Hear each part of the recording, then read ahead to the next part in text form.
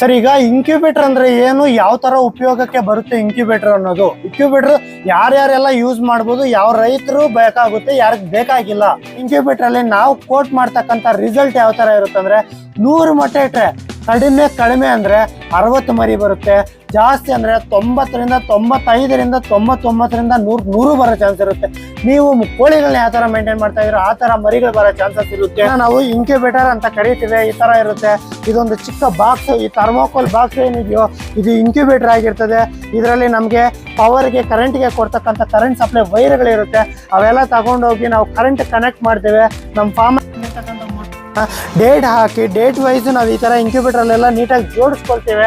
ಅವೇ ಆಟೋಮೆಟಿಕಲ್ ಆಗಿ 21 ದಿನವರೆಗೂ ಸಣ್ಣ ಪುಟ್ಟ ಮೇಂಟೆನೆನ್ಸ್ ಇರುತ್ತೆ. ಅದು ನಾವು ಹೇಳ್ಕೊಡೋ ನಮ್ಮ ಗೈಡೆನ್ಸ್ ಅಲ್ಲಿ ನೀವು ನಡೆಸ್ಕೊಂಡ್ರೆ ಸಾಕು, ಮರಿಗಳನ್ನೋವು ಒಡ್ಕೊಂಡು ಬಂದ್ಬಿಡ್ತಾವೆ ಸರ್ ಹೊರಗಡೆಗೆ. ಆಟೋಮೆಟಿಕಲಿ ನಮಗೆ ಮರಿಗಳನ್ನೋವು ಈ ತರ ನೋಡಿ ಒಡ್ಕೊಂಡು ಹೊರಗಡೆ ಬಂದಿರ್ತಕ್ಕಂಥ ಫ್ರೆಶ್ ಎಳೆದಾಗಿರ್ತಕ್ಕಂಥ ಮರಿ ನೋಡ್ಬೋದು. ಒಳಗಡೆ ಕದಲ್ತಾ ಇದೆ ಇದು ಮರಿ ಅನ್ನೋದು. ಒಡ್ಕೊಂತಾ ಇರೋ ಮರಿ ಇದು ನೋಡ್ಬೋದು. ಒಂದು 3ರಿಂದ 4 ಗಂಟೆ, ಇಲ್ಲಾಂದ್ರೆ ಒಂದು 5 ಗಂಟೆ ಆಗಿದೆ ಈ ಮರಿ ಇನ್ಕ್ಯುಬೇಟರ್ ಇಂದ ಅಂದ್ರೆ ಮೊಟ್ಟೆ ಹೊಡ್ಕೊಂಡು ಹೊರಗಡೆ ಬಂದಿರ್ತಕ್ಕಂಥ ಮರಿ. ಬಂದಿರೋ ಮರಿಗಳನ್ನ ನೀವು ಯಾವ ತರ ನೋಡಿ, ಈ ತರ ಬ್ರೂಡಿಂಗ್ ಸೆಟಪ್ ಅಂತಾರೆ.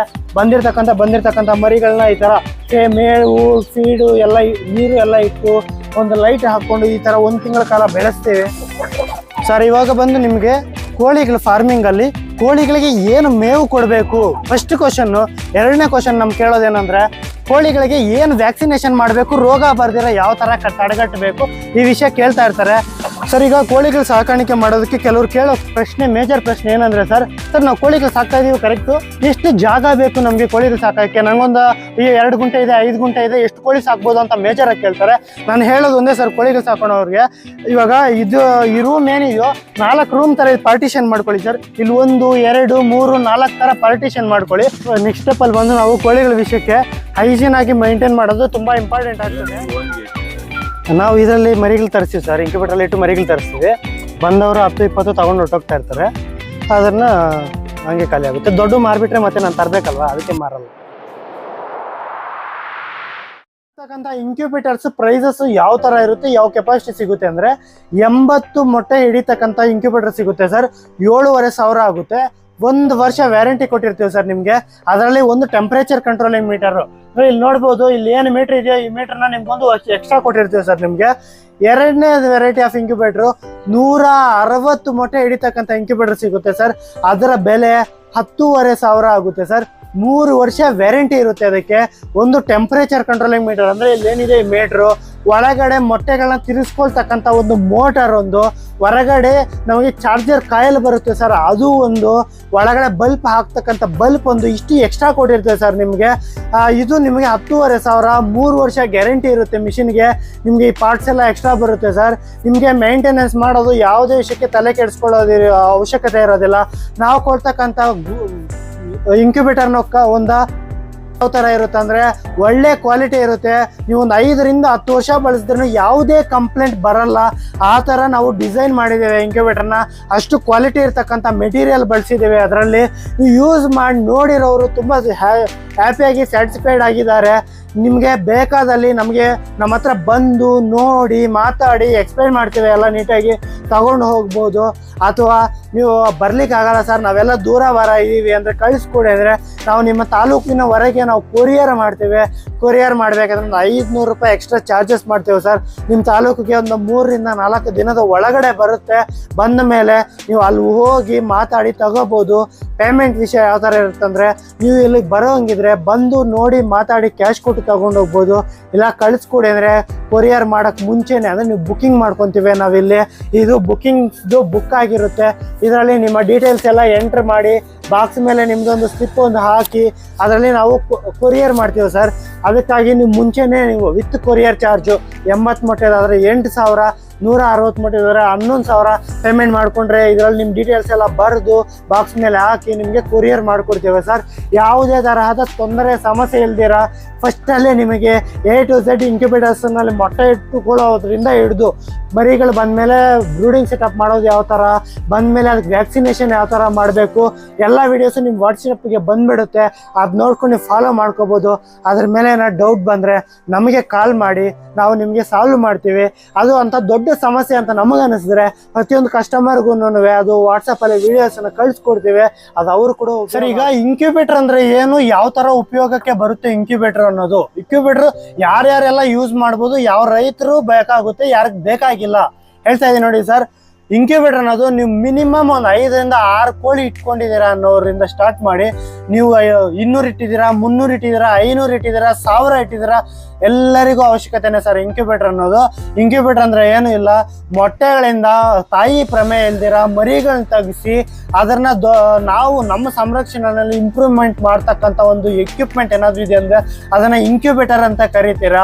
ಇಂಕ್ಯುಬೇಟರ್ ಅಲ್ಲಿ ಏನಿಲ್ಲ, ನಾವು ಮೊಟ್ಟೆಗಳು ತಗೊಂಡೋಗಿ ಇಂಕ್ಯುಬೇಟರ್ ಅಲ್ಲಿ ಜೋಡಿಸಿದ್ರೆ ಅದು ಆಟೋಮೆಟಿಕಲಿ ಮರಿಗಳಾಗ್ತವೆ. 21 ದಿನದ ಟೈಮ್ ಗ್ಯಾಪ್ ಅಲ್ಲಿ ಆ ಬಂದಿರೋದನ್ನ ನಮ್ಮ ಸಂರಕ್ಷಣೆಯಲ್ಲಿ 1 ತಿಂಗಳ ಕಾಲ ಬೆಳೆಸಿ ನಾವು ಹೊರಗಡೆ ಬಿಟ್ಕೊಂಡು ಫಾರ್ಮಲ್ಲಿ ಬಿಟ್ಕೊಂಡು ಬೆಳೆಸ್ಕೊಳ್ತಕ್ಕಂಥ ಒಂದು ಸಾಧನ ಸರ್ ಅದು.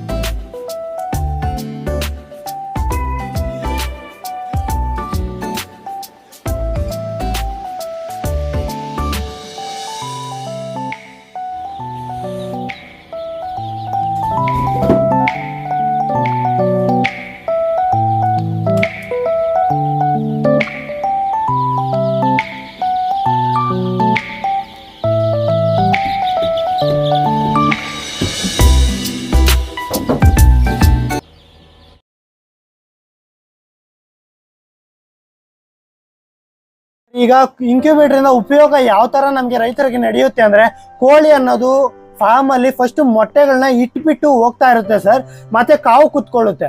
ಆ ಕಾವುಗೆ ನಾವು ಕೂರಿಸ್ದಿರ ಕೋಳಿಗಳನ್ನ ಇಂಕ್ಯುಬೇಟರ್ ಅಲ್ಲಿ ತಗೊಂಡ್ಬಂದು ಮೊಟ್ಟೆಗಳು ಇಡ್ತೀವಿ, ಇಲ್ಲಿ ಮರಿಗಳು ಮಾಡಿಸ್ತಾ ಇರ್ತೀವಿ. ಅಲ್ಲೇನು ಕಾವು ಕುತ್ಕೊಂಡಿರ್ತಕ್ಕಂಥ ಕೋಳಿ ಅಂದ್ರೆ ಕುತ್ಕೊಳ್ತಾ ಇರುತ್ತಲ್ವ ನಾರ್ಮಲ್ ಆಗಿ ಮೊಟ್ಟೆ ಇಲ್ದಿರೋದ್ರಿಂದ ಕೋಳಿಗಳು, ಅವು ಒಂದು 10 ರಿಂದ 15 ದಿನ ಕುತ್ಕೊಳ್ಳುತ್ತೆ. ಬೇರೆ ಹುಂಜ ಬರುತ್ತೆ, ಕ್ರಾಸಿಂಗ್ ಮಾಡುತ್ತೆ, ಅದನ್ನ ಮತ್ತೆ ಮೊಟ್ಟೆ ಬಂದ್ಬಿಡುತ್ತೆ ಒಂದು 10 ದಿನದಲ್ಲಿ, ಮ್ಯಾಕ್ಸಿಮಮ್ ಒಂದು 20 ದಿನದಲ್ಲಿ ಮತ್ತೆ ಸೈಕಲ್ ಸರ್.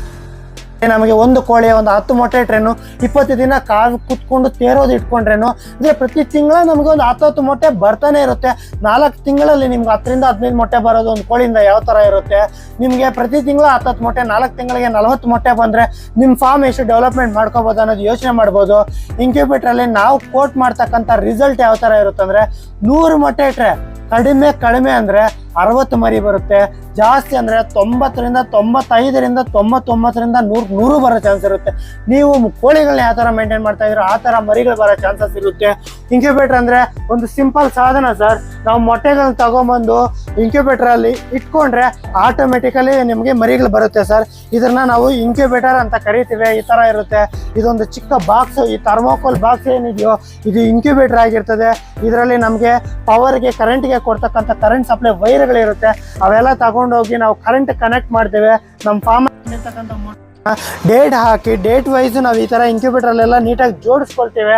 ಅವೇ ಆಟೋಮೆಟಿಕಲ್ ಆಗಿ 21 ದಿನವರೆಗೂ ಸಣ್ಣ ಪುಟ್ಟ ಮೇಂಟೆನೆನ್ಸ್ ಇರುತ್ತೆ, ಅದು ನಾವು ಹೇಳ್ಕೊಡೋ ನಮ್ಮ ಗೈಡೆನ್ಸ್ ಅಲ್ಲಿ ನೀವು ನಡೆಸ್ಕೊಂಡ್ರೆ ಸಾಕು, ಮರಿಗಳನ್ನ ಒಡ್ಕೊಂಡು ಬಂದ್ಬಿಡ್ತಾವೆ ಸರ್ ಹೊರಗಡೆಗೆ. ಇದು ಒಂದು ಡೆಮೋ ನೋಡ್ಬೋದು ನೀವು, ಈ ತರ ಇರುತ್ತೆ ಇಂಕ್ಯುಬೇಟರ್ ವಿಷಯಕ್ಕೆ. ಇದು ನೋಡಿ ಹಾಕೊಂಡು ಕ್ಲೋಸ್ ಮಾಡಿಬಿಡೋದು ಅಷ್ಟೇ. ಇನ್ನ ಒಂದು ಈ ಕಡೆ ನಮಗೆ ಮರಿಗಳು ಬಂದಿರತಕ್ಕಂಥ ಇಂಕ್ಯುಬೇಟರ್ ಒಂದಿದೆ ಸರ್. ಇದರಲ್ಲಿ ನೋಡಿದ್ರೆ ನೋಡಿ ಆಟೋಮೆಟಿಕಲಿ ನಮಗೆ ಮರಿಗಳನ್ನು ಈ ತರ ನೋಡಿ ಒಡ್ಕೊಂಡು ಹೊರಗಡೆ ಬಂದಿರತಕ್ಕಂಥ ಫ್ರೆಶ್ ಎಳೆದಾಗಿರ್ತಕ್ಕಂಥ ಮರಿ, ಆಲ್ರೆಡಿ ಹೊಡಿತಾ ಇರ್ತಕ್ಕಂಥ ಮರಿ ನೀವು ನೋಡ್ಬೋದು. ಒಳಗಡೆ ಕದಲ್ತಾ ಇದೆ ಇದು ಮರಿ ಅನ್ನೋದು, ಒಡ್ಕೊಂತಾ ಇರೋ ಮರಿ ಇದು. ಇದು ನೋಡ್ಬೋದು, ಒಂದು 3 ರಿಂದ 4 ಗಂಟೆ ಇಲ್ಲಾಂದ್ರೆ ಒಂದು 5 ಗಂಟೆ ಆಗಿದೆ ಈ ಮರಿ ಇಂಕ್ಯುಬೇಟರಿಂದ ಅಂದರೆ ಮೊಟ್ಟೆ ಹೊಡ್ಕೊಂಡು ಹೊರಗಡೆ ಬಂದಿರತಕ್ಕಂಥ ಮರಿ ಈ ಥರ ಇರ್ಬೋದು. ನಾವು ಡೇಟ್ಸ್ ಹಾಕ್ಕೊಂಡು ಇಟ್ಟಿರ್ತಕ್ಕಂಥ ಮೊಟ್ಟೆಗಳಾಗಿರ್ಬೋದು, ಪ್ರತಿಯೊಂದು ಇಲ್ಲಿದೆ ಸರ್.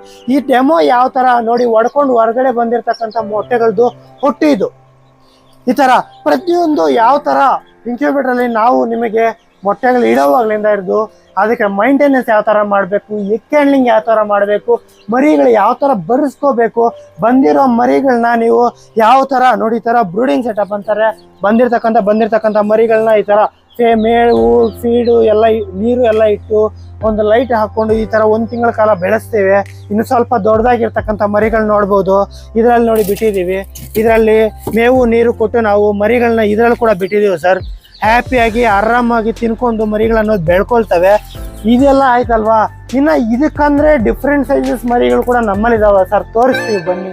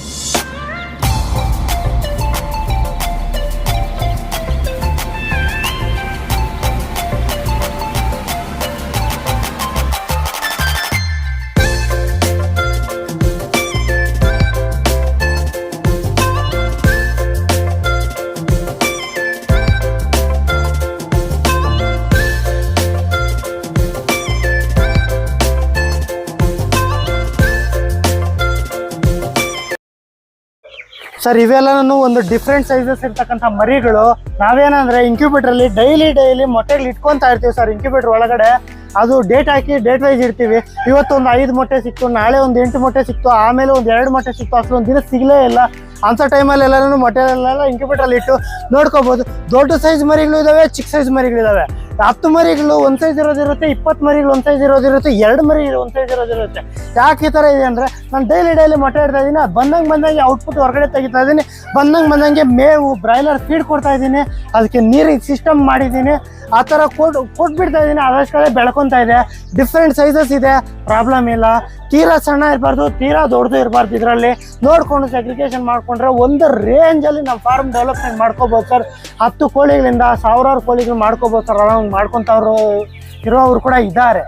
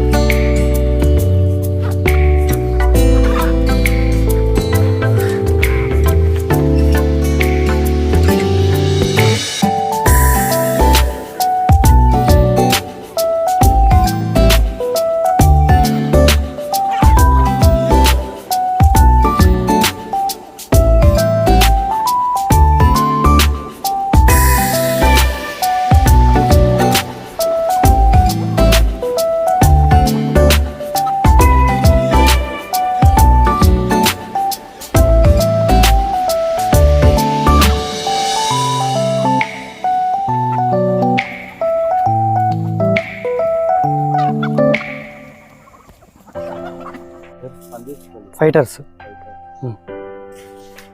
ಮೊಟ್ಟೆ ಎಲ್ಲಿ ಸಿಗ್ತದೆ? ಇಲ್ಲ ಸರ್, ನಮ್ಮದೇ ಕೋಳಿಗಳು ಬ್ರೀಡ್ ನಮ್ಮದೇ.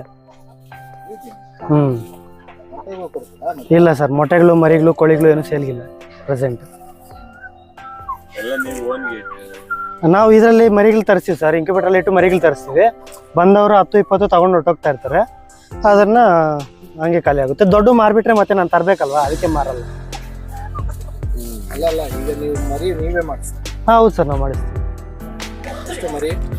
1 ಮಂತ್ ಚಿಕ್ಕು 350 ರುಪೀಸ್.